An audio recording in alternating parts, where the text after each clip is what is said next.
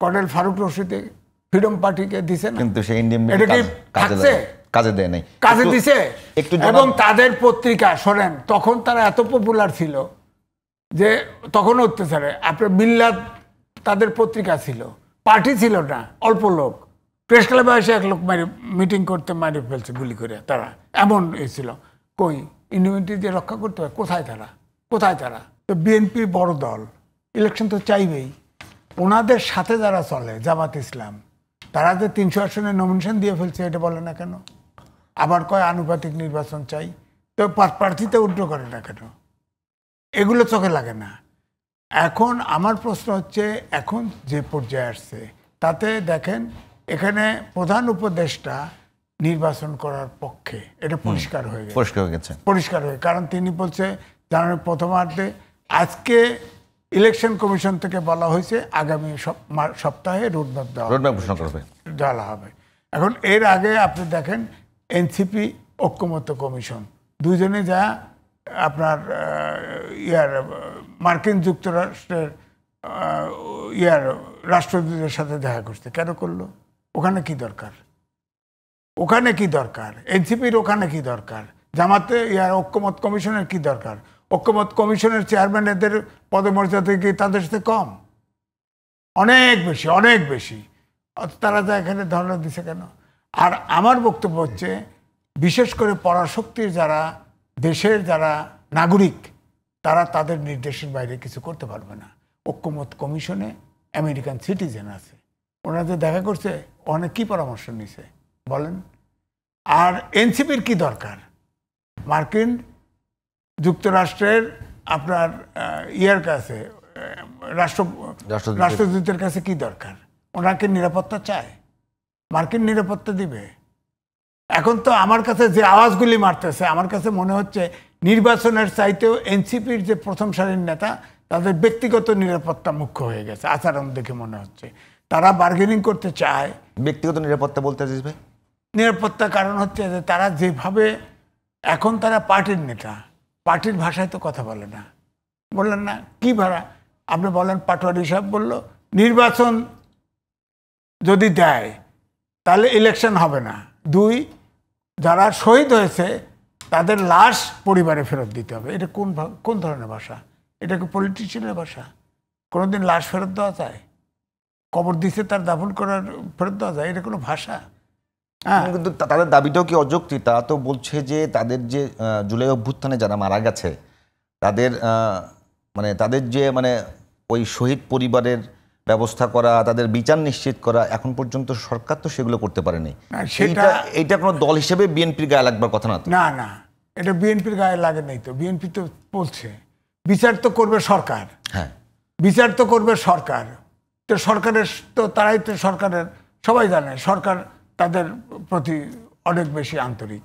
তো তাদের কাছে বিচার তো ওই যে বলেও দিছে, তো এটা তো কিংস পার্টি, ওই যে আপনার কি টিআইবি বলছে।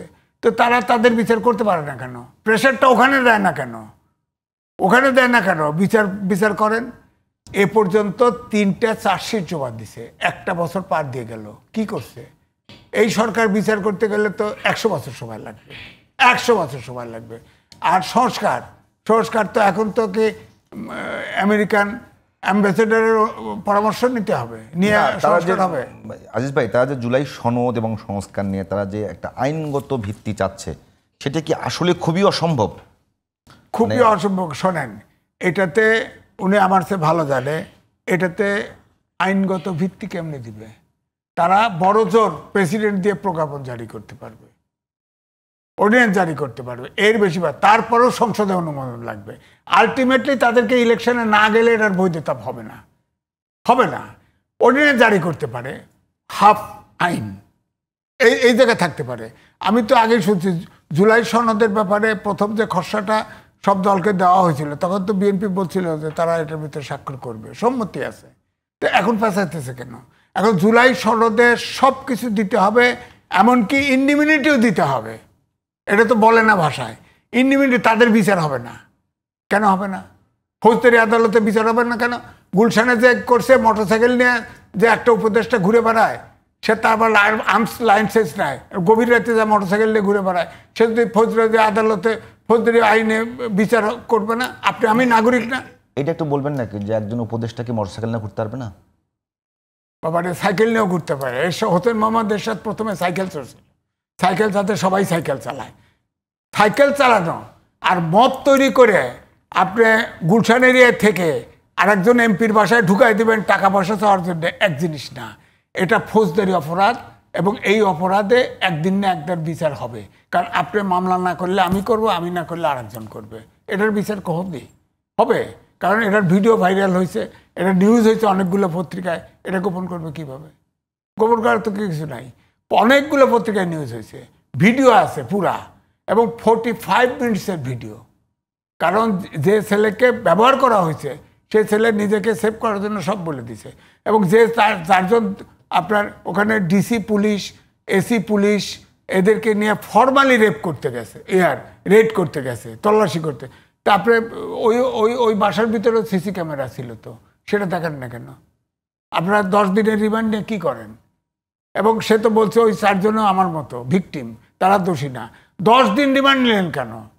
এটা তো ম্যাটার অফ ওয়ান ডে। আপনি ওয়ান ডে বার করেন না কেন? তো এগুলোর তো জবাবদিহি হতে হবে। ইন্ডিমিনিটি দিলে তো ফৌজদারি অপরাধ করিলেও তার বিচার হইবে না, এটা তো হবে না।